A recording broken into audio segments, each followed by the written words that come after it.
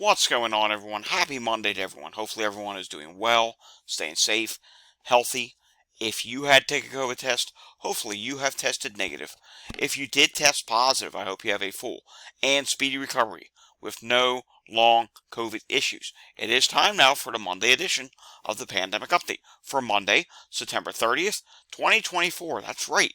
It's the last Monday in September. If you're new to my channel, welcome to my channel.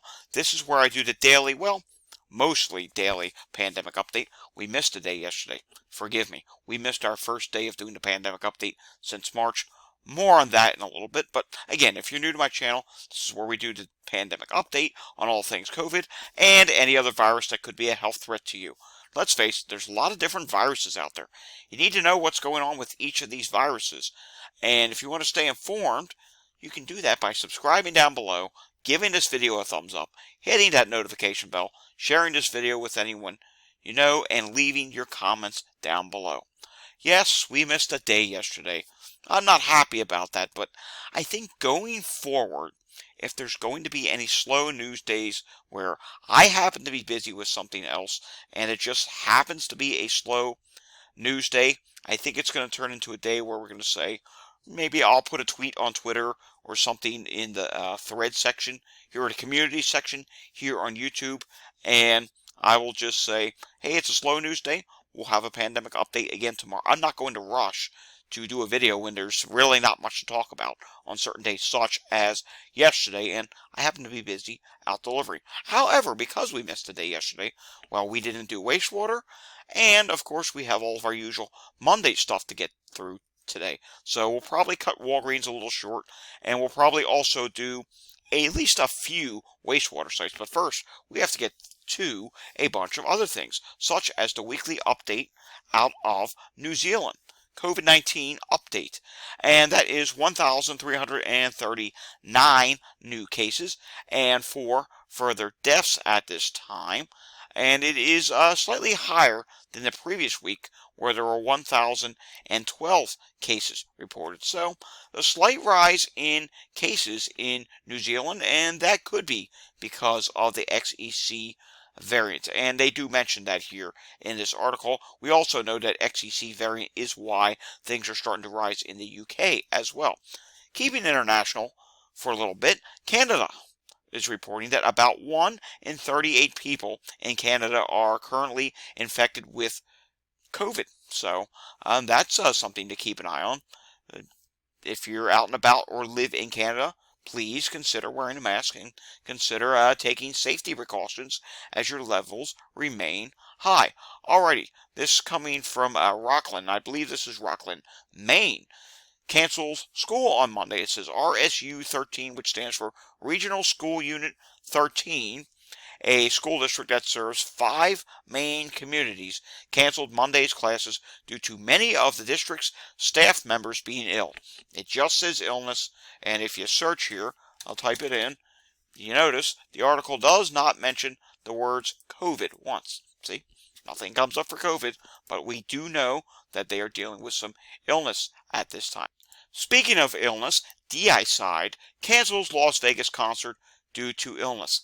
Yes, another band, another group, a music group. I believe they're a metal. Someone correct me down below. I'm not too familiar with this band, but I do believe they are a metal band. I think that's what I saw when I typed it in earlier. But, yep, they're dealing with illness. We'll have to see if the words COVID at some later date and time do get mentioned from this. There have been several cases of music groups or, celebrities being sick this year, and we find out a couple months later that, oh, they were dealing with COVID. So we'll have to see if that becomes the case with their case of illness. All right, time for the weekly B&O U.S. COVID update, and kind of mixed. There's some good news. There's also some bad news.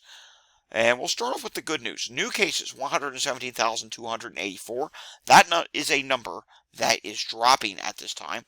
The number of people in the hospital is 4,657. That's down by 317. And the average number of cases, 141,118. That's down by 15,072. In the ICU, 551. That's down by 38. New deaths, 1,213. And that's it. Again, it's over 1,000 again. I believe this is the 7th week. They will explain down below. Average number of deaths is 1,340. That's down by 12, so deaths still remain high. And more than 1,000 new COVID deaths were reported in the U.S. for the 7th week in a row, while cases continue to drop as the summer wave comes to an end. Only 32.6% of hospitals in the U.S. submitted COVID data this week, the lowest since the end of mandatory reporting on May 1st. This means actual case numbers and hospitalizations are substantially higher than reported. This is the 7th week in a row with more than 1,000 new COVID deaths in the U.S. It's also the 237th week in a row with more than 400 deaths, or 1.2 million deaths in total. So far this year, more than 5.5 million COVID cases have been reported in the U.S., causing at least 375,971 hospitalizations. That's with partial data, and 43,923 new deaths just this year in the year of 2024. All right, now let's take a look at an update from Mike Horger and his PMC COVID-19 forecast model. We're not going to read the whole entire thread. It would take a lot of time in the video, but I've read through it already. And what we're seeing here is that there is a drop that's going on right now. There's a pretty significant drop. In fact, among all summer fall waves, the 22% 1-week drop in COVID transmission, he's saying, is the steepest all time for this period. So that is really interesting, and it sounds like we may be entering into a lull, he says, sooner than anticipated in the United States. But take a look here. Being in a lull sooner may not necessarily be a good thing down the line. We'll have to see. But we can see here the drop is expected to continue. And then sometime after Halloween, take a look here. October 31st, I'm seeing Halloween here. There may be somewhat of a rise again. Maybe when XEC comes back into play. It's starting to come into play now, but it's going to rise more. Some are saying it's very similar to the variants we've already had, but who knows? We'll have to see if that causes any sort of a wave. Remember, the South and the West, this is me saying this now, the South and the West had the biggest wave with all those summer variants. The North did as well, the Midwest and the Northeast did as well, but not to the extent of the South and West, so there could be room for something to occur once we get past Halloween. And of course, we all know there will be some sort of a wave that will hit each region of the U.S. differently around the holidays. So it's something we are going to have to continue to watch. But right now, the drop is a little bit faster than anticipated, not just by him, but by other modelers as well, have been saying this as well. And the next wave, by the way, in case you've stopped keeping count, look at his graphic down here. Wave number 10. Yeah, we've done a lot of COVID waves in the United States and really around the world, and that is one thing we don't do very well, is COVID waves. We don't learn lessons. You would think after the first wave, we'd learn lessons from that for the second wave, and then be better prepared for each wave. But it seems like the further we get into the waves, the more waves we have, the less we seem to care. I mean, we're at wave 10, and well, we have learned nothing from the previous 9 waves. We're still on wave 9, actually, but wave 10, that would be the next one you can see. And it's starting to show up at the end of his modeling, suggesting late fall into winter, a rise will happen once again. Alrighty, moving on now. We're going to skip over heat-related illnesses for today. Maybe we'll take a look at that tomorrow. Taking a look at what's going on with the National Allergy Map, and I do have some good news here. There is one thing you do not see on this map at all, and that is red. There's still some medium areas, though, and 33% of the country is in low to medium status, with the worst being in the south. Taking a look at air qualities across the country, let's refresh this, and you're going to see it's kind of mixed. There's still a few areas that are troubling, and the West Coast is going to be one of them. In fact, in the Southwest U.S., I know we didn't show heat-related illnesses, but I need to mention this. It is going to be very hot in California, very hot in Arizona. Arizona just had one of its hottest Septembers ever, if not the hottest September ever. And take a look at this. You can see Southwest. So with this heat, it could trigger more wildfires, and you can see here there are some problems with that in California. And so yeah, Southern California, that air quality is absolutely terrible. Seeing purple show up like that, that's not good. San Francisco is not the best either. And there are some problematic areas in the mid-Atlantic as well, so we'll have to keep our eyes on that. Remember, Helena, what's left of Helena, is still spinning here, and it will exit stage right finally, hopefully by the end of the day tomorrow. North Carolina, if you did not have enough problems, you also got some bad air quality starting to show up as well. Again, thoughts and prayers to anyone who was in the path of Helena. This is just a terrible storm that has occurred. There's now over 100 deaths, and I don't think it's going to stop there because search and rescue efforts are still underway. Supplies are being rushed. I've been doing a lot of tweeting of articles that I find on it, and you can go over to Climate Data Report for that. And yep, I'm trying to tweet on that account much more now. Number one, I want to grow the account. Number two, I want to raise awareness of what's going on with all these extreme weather events around the world and, just regular weather as well. So Climate Data Report over on X, go follow there. Maybe eventually, later this week, we will pop out a video over on my Climate Data Report YouTube page. I happen to take a notice there that it's starting to gain a couple more subscribers, so maybe I will do something there. What? I don't know what that's going to be. All right. Philadelphia Fire Department, I'm really happy about this. 672 incidents on Sunday. That is the lowest number I have seen since spring. And Saturday, as a matter of fact, let's go back because, we didn't do an update yesterday. Saturday was 763. I don't think today will be as low, but hey, 672. That is way lower than those 800 numbers we've been seeing lately. And look at a live look at Montgomery County, Pennsylvania. Just 6 calls right now. There was a little busy rush earlier, but this morning wasn't that busy. I didn't see that many ambulances this morning. And fortunately, whoa, what is going on here? This was not like this when I looked at this last. Chester County, Pennsylvania is seeing a ton of calls right now. Wow. Yeah, not good in Chester County, Pennsylvania. And it's just pretty much a mix of everything.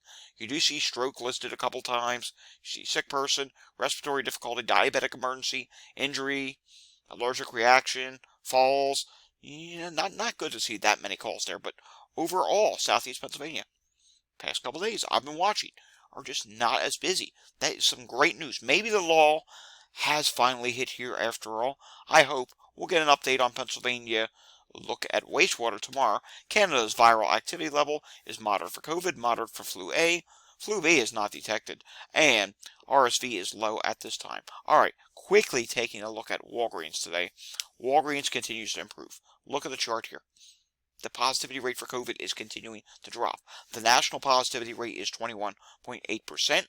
That's 25.3% last week. That's down by 3.5%. And the total tests, 7,788 versus 9,981. But we do see a few states that are in the red. The majority of these are because testing's down, with exceptions to New Hampshire. And let's just look at the New Hampshire chart overall. Since about, we'll say, late 2023, they do a lot of ups and downs. So it's very erratical.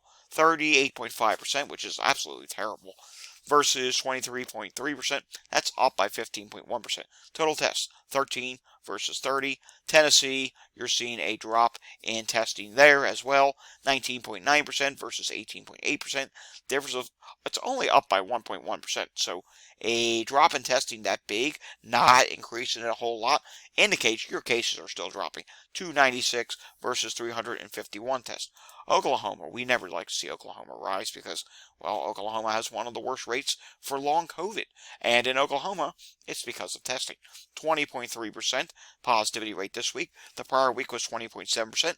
Difference of up 2.6%. Total test, 103 versus 145. Idaho, 42.9% positivity rate versus 34.3%. Difference of up by 8.6%, but again, testing down, 21 versus 35. Let's go to a big state, Texas. 15.8% positivity rate this week. Prior week is 21.3%. Difference of down 5.5%, and that's with testing down. 1,227 versus 1,486, which they are clearly dropping. The positivity rate is dropping. Things are improving in Texas at this time. Happy about that. We'll do more places for Walgreens tomorrow.